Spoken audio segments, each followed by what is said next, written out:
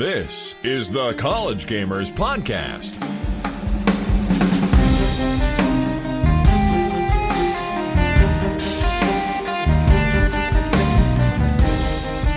Hey everyone, this is Mike Gallant of the College Gamers Podcast. This is part of our Day 2 E3 coverage. It is just me tonight, as Adam couldn't make it, and Taft is still in Ireland.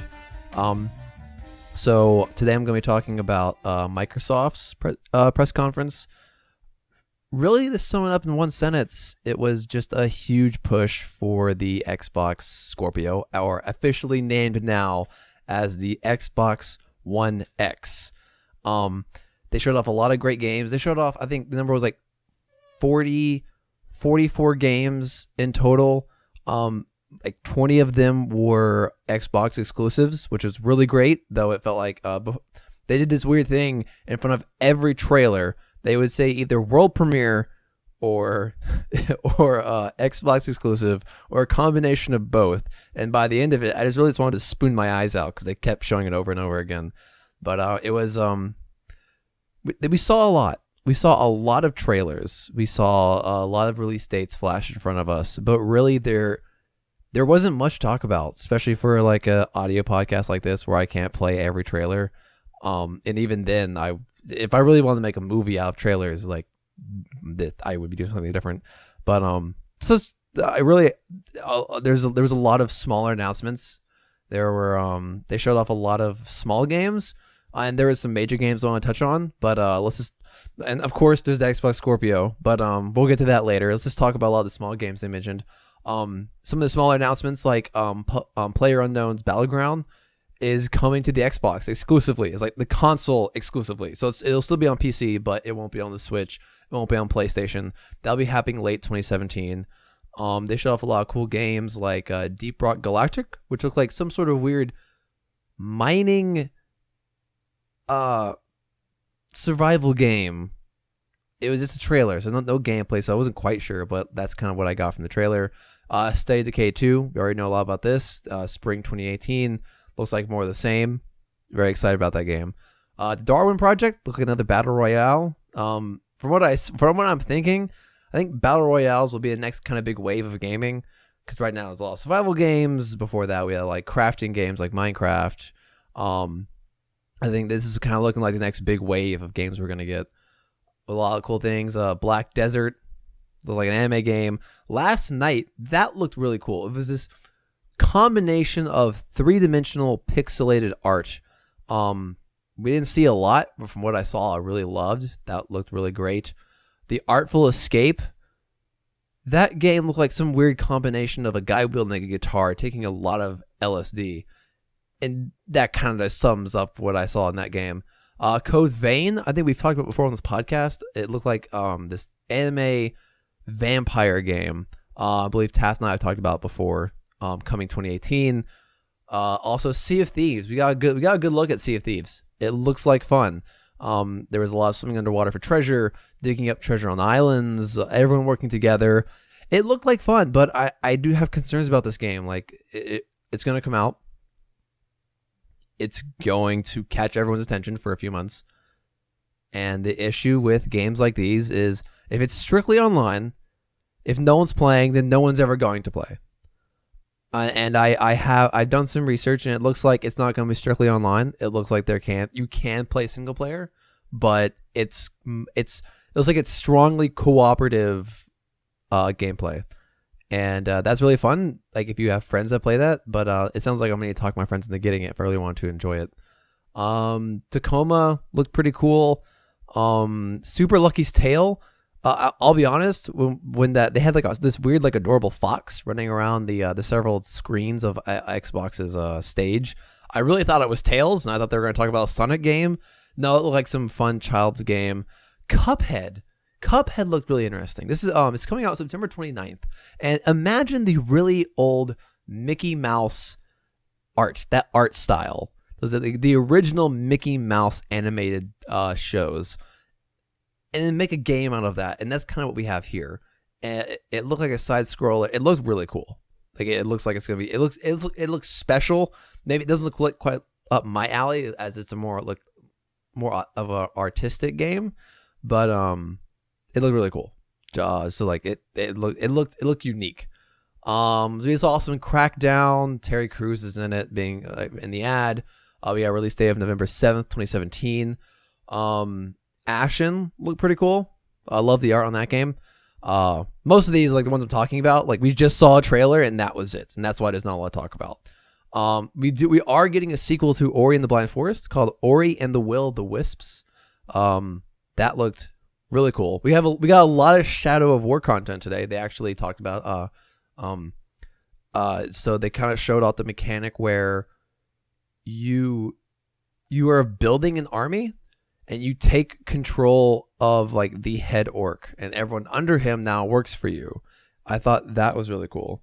My microphone is falling over as of right now because these stupid clamps, and like the edge of my table is curved, and that kind of leads to an issue with my arms falling off sometimes. But let's just see how long I can go with doing this. Also, they talked about backwards compatibility and actually bringing original Xbox games to the Xbox One family. I thought that was really cool. Okay, so that was a lot of like the small trailers that we got, a lot of small bits of information. Shadow of War looking really good. I'm very excited for that game. So they kind of showed off how he takes over the minds of these few orcs, and then once he has an army built up, he takes down this fortress, controlled by one of Sauron's like kind of like sub leaders, and I thought that was really cool. I'm really excited for that game. Again, that's coming out. Crap, when is that coming out? I think like October 10th. They pushed back, or is it August? I know they pushed back the release date by 2 months, I believe. Crap. Yeah, like they showed some like really funny, sassy orc dude, and he was actually really entertaining. That was a lot of fun. I really enjoyed that. October 10th. Okay, so it'll be out October 10th. Check that out, and I'm excited for that game. All right, let's move on to the Xbox One X and some of the major games they are pushing for that console. So, okay, Xbox One X. They talked about a lot of things we knew already about like the CPU, memory bandwidth. They've been really talking about 6 teraflops of computing power. It's really fun. Really.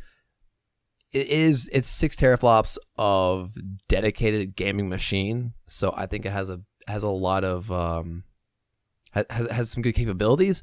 But like really in today's computers, like 6 teraflops isn't a lot.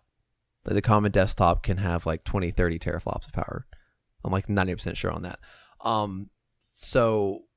But like 6 teraflops, like strictly for gaming, that is very exciting. So we got some really cool things.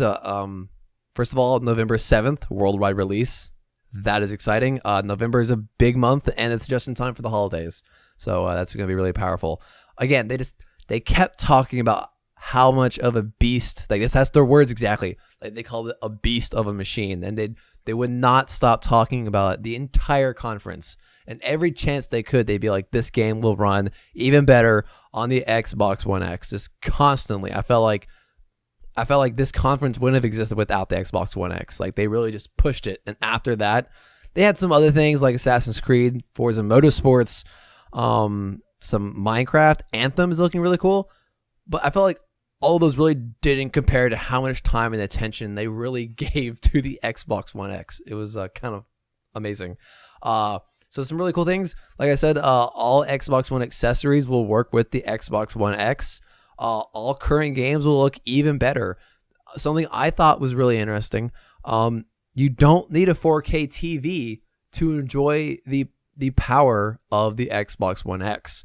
They use something called this technique called super sampling that allows for 1080p monitors to still get a performance boost from the Xbox. I thought that was really cool. And I'll have to get back and kind of explain what that is. Do some research so I know exactly what I'm talking about. So they showed some of the some specs about it. First of all, I thought it was really cool. The CPU uses a liquid vapor cooling system that is commonly used in high performance PCs and servers. I thought that was really cool. Just because like I like hardware, like shiny things catch my attention. Also, smallest Xbox ever made. and is the most powerful gaming console as of 2017. That's impressive. That is very impressive. The Xbox One S, everyone assumes that S stands for small. This is even smaller. That's kind of incredible. And you know the best part of all this? The price tag of $499. That ain't bad. $499. I'll be honest, I was expecting like $700, $800. This is that ain't bad. I think that's what the price was when the Xbox originally came out. Now I think that also included like the Kinect and all that crap. But that's something. $499 for that much horsepower. I'm okay. And you know what? If you have a 4K TV, this sounds like a good deal. To be honest, like if you could finally use the complete power of a 4K TV. Now here's the thing. Like, okay, you really nice 4K graphics and everything, but let's say, like, where did they go from here? I think where they're gonna go next is bringing consoles. First of all, the Xbox One X supports 60 frames, I think, in all games. Like, it's flat 60, and it's gonna be really solid 60. But where do they go from here? Now they support 4K. I think the obvious next step is they bring the frame rate up to 144 hertz. I think that's where they go next. So especially if they're still trying to capture the hardcore gaming community, I think that's where they go. So let's move on. Let's move on to the kind of the games they're really pushing for the console. Like I said, Xbox One X, November 7th release date, $499 price point. Really excited to see how it turns out. It's gonna be really cool. So let's talk about Forza Motorsport 7. Something really cool. They showed off a new supercar. So like they were talking about how like usually the supercars they're released on like these showroom floors, you know, lots of press and everything around. But instead they showed off the new the Porsche 911 on stage. Thought that was cool. Like they kind of spun it out on the stage from like behind one of the walls. I thought that was cool. Didn't really show up to the game. Like they really were like, oh yeah, it's super powerful, just like our console. You know, they were trying to like draw comparisons between the car and the console. I understand where they were coming from. It was a little weird. They were cringeworthy. That's what it was. Like EA, there was a lot of cringing as I watched EA. Microsoft was much better, just so you know. I'm preparing for Ubisoft because that last year wasn't great. But you know what? You know, if they know they're not great and they just roll with it, like that can be their thing, I'm okay with that. Some of the really cool things they were talking about, how like weather affects the game, a very dynamic racing environment. As storms continue, puddles will grow on the map or in the road, and it forces the way to change you drive, how you drive. I thought that was really cool. Also, 700 cars. That's a lot of cars. And has a release date of October 3rd. We saw a little bit of Metro Exodus. It looks really pretty. Their world looked really dense. I'm really excited to see where that game goes. Got a real Fallout vibe, but I guess that's because they kind of handle the same post-apocalyptic event. Looks really good. We got Assassin's Creed Origins. I think a little bit of gameplay. We got a trailer. We showed them climbing pyramids. Something I'm really excited for. They add RPG elements, or they add more RPG elements. From what I saw, there was a leveling system. Looked like some sort of point system. They didn't really show it off, but I saw the text like in the trailer. Like he hit level 7 and got one, I think like activity point or like action point. And it sounds like maybe talent points. You know, maybe you can specialize in range or melee or stealth. That sounds like really fun. That's really exciting. Like I think this game's gonna be the game that kind of brings me back into that genre. Leveling is also really fun. Something I noticed the gameplay that we saw is that he's invading this temple, and you have this eagle that flies with you, right? And you can kind of like fly him around wherever you want to go.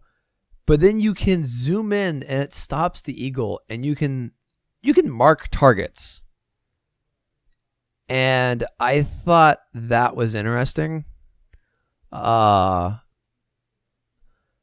know, because like that's what I kind of do in Ghost Recon Wildlands. It's a welcome thing. Like if it really helps the game, I'm gonna be all over it. I think it's really cool. But I don't want Ubisoft to copy paste things from game to game. But I don't know. That sounds like it's a new thing to the genre, and I'm excited to see where they go with that. Also, I'm 100% sure that in the gameplay video, you were hunting down like this. He's kind of like a boss dude, the usual Assassin's Creed dealio, and the boss is running out the building to get away from you, and you aim your bow, and you even have like a little reticle sight. It's kind of hilarious, and I shit you not.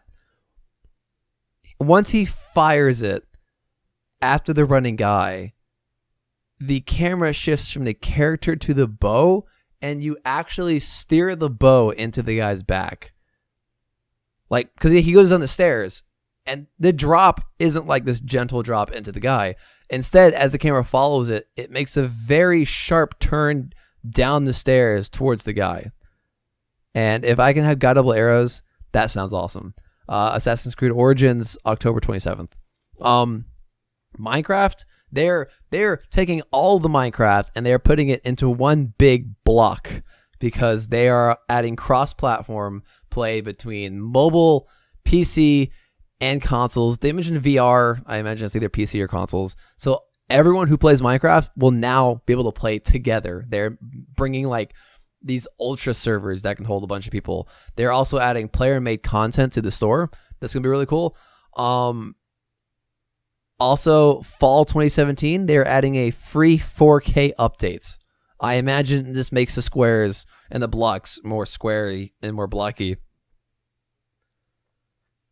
Also, I saw really, it looks like it adds a really rich lighting atmosphere. Like that adds fog in the morning. It adds light shafts, like as the light travels through the blocks of the trees and through the clouds. And it improves the graphics. It makes the game look absolutely gorgeous while still keeping it Minecraft. Like it really does, and it looks great and amazing. And I recommend anyone go out and like look at the 4K pack because it looks really cool. They're calling it the super duper graphics pack, just so everyone knows. It really is super duper graphic. And moving on to the last thing, we finally got. I know it wasn't very long, but I couldn't wait. We got Anthem. Gameplay. Oh boy. Guys. I hope this game lives up to what it promises. 'Cause holy shit. Holy shit. This game. It looks. So like we talked about this wall. You play. Your character is like this like mercenary person by what I saw, and your weapon is these suits. They're called javelins. And you can customize them. Like they're highly customizable to the way you want to play. And it takes place in this massive, beautiful open world game. Like absolutely gorgeous. Oh my God. It is absolutely gorgeous. I cannot stop thinking about how pretty that map is. The best part is your suit. You basically fly around Iron Man style in that suit. It is mind-blowing. I'm so excited for this game. So goddamn excited. I really hope they don't No Man's Sky this game, because I will be so disappointed. And this game looks absolutely gorgeous to the fact where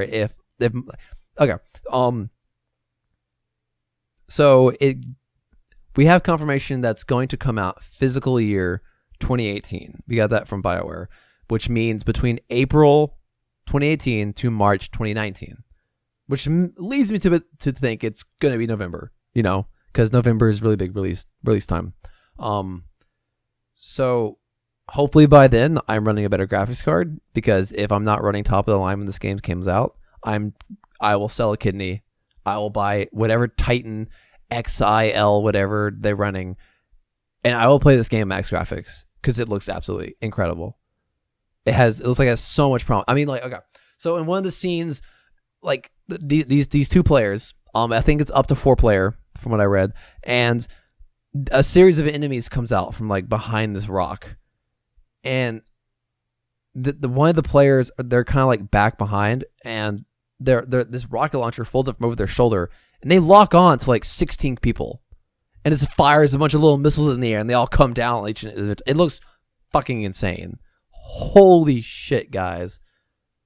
This game looks amazing. I'm so hyped. We stop at every. If you're driving right now, pull over to the side of the road and watch the trailer for this game, because it looks incredible. It looks amazing. I'm so hyped for this game. This is already, I don't know, my game for 2018 or whatever. I don't know, but I'm so excited for this game. I cannot wait to see more, and it needs to come out like tomorrow, but unfortunately it doesn't. Okay. So that really covers Microsoft. Like I said, it doesn't feel like a lot, even though it was an hour and a half of a conference, but that's because we got Scorpio, we got a few major releases, but really most of it was just like trailer, release date. A little bit of talk from the developer, didn't give us much, just saying that they were excited. Trailer, release date, developer excited. And it kind of like it felt like Sony, I think last year kind of did the same thing, where it was like it's just a lot of games. They didn't really announce much. So, and of course they were just hammering the Xbox One X. So that was really it. Yeah. So far both the days, we've covered, or both these two press conferences, we've done post episodes. I think for Bethesda, we're going to try something different, because as of right now, it's 10:25 p.m. in the beautiful Central Time, muggy swamp time. And Bethesda's at 11. So that means 35 minutes? Yes, it's math. So we're going to try watching it live and see how well it goes, and like do like commentary as it goes, because that seems to be the popular thing to do. So, and it sounds like fun. Like, I feel like that'd be the easiest thing, because like I don't have to write stuff down and try to remember it later. So yeah. So this is going to go in the feed, and then the Bethesda is going to go in the feed. And you know what? If that turns out well, maybe that's how we'll do the rest of them. But it's an experiment. And you know what? So if you have any thoughts on what happened at the Microsoft conference, and you want to contact us about it, or yell about me while I'm wrong about how maybe Anthem's going to be the worst game ever, and I already dislike you, no, kidding. You can contact this show at collegegamersshow@gmail.com. You can find me on Twitter at BlueCows with a Z, BLUECOWZ, and I believe that's it for Microsoft, and we should be catching Bethesda in about 30 minutes. So both of these will be on your feed separately. So if you see this episode, you don't see Bethesda, or you watch Bethesda and come back, watch this, whatever you want to do. That's it, and we'll